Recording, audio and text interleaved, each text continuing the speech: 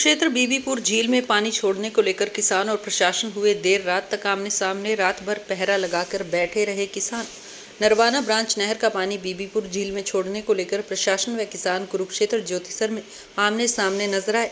आपको बता दें कि पहाड़ों में हुई बरसात के कारण इन दिनों नरवाना ब्रांच नहर का जल स्तर खतरे के निशान के आसपास बह रहा है, जिस कारण प्रशासन पानी ओवरफ्लो ना हो इसके लिए नरवाना ब्रांच का पानी बीबीपुर झील में छोड़ना चाहता था। लेकिन जिन किसानों की जमीन झील से लगती है वह किसान पानी न छोड़ने की जिद पर अड़े थे। इसके बाद प्रशासन दल बल के साथ वहां पहुंचा, जिसके बाद माहौल तनावपूर्ण नजर आया। किसान नेता प्रिंस वड़ैच ने जानकारी देते हुए बताया कि प्रशासन और किसानों के बीच अब शांति हो गई है। उन्होंने कहा कि प्रशासन के सभी उच्च अधिकारी किसानों से बातचीत के लिए पहुंचे थे।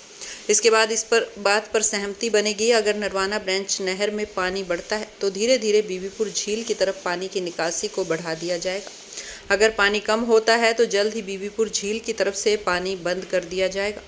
उन्होंने कहा कि जैसी जानकारी अभी तक मिल पा रही है, अभी पीछे बारिश कम होने के चलते नरवाना ब्रांच नहर में जल स्तर घटा है, जिससे उम्मीद है जल्द ही हालात सामान्य हो जाएंगे।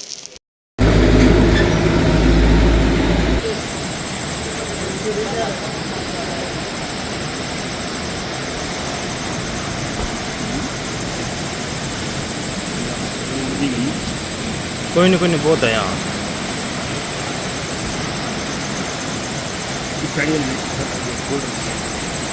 ये तो खुली रहो ना।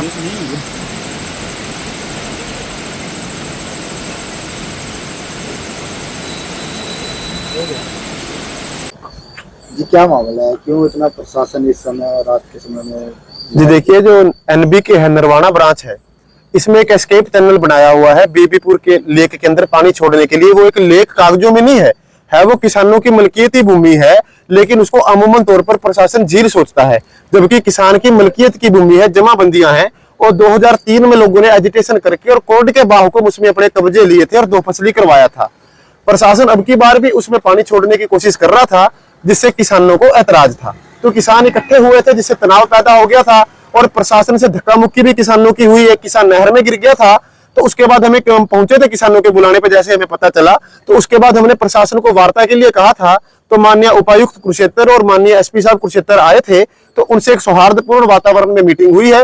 एक्शन इरिगेशन मुनीश बब्बर जी को अपॉइंट किया गया है और एक ज्वाइंट कमेटी बना करके किसानों की और इरिगेशन डिपार्टमेंट की एक स्ट्रिप वहां लगा दी गई है, जो ये देखेगी कि अगर पानी खतरे के निशान से ज्यादा ऊपर चला जाता है, कि जान और माल दो नुकसान में से अगर जान का खतरा इलाके में बढ़ जाता है, तो फिर उधर पानी खोला जाएगा।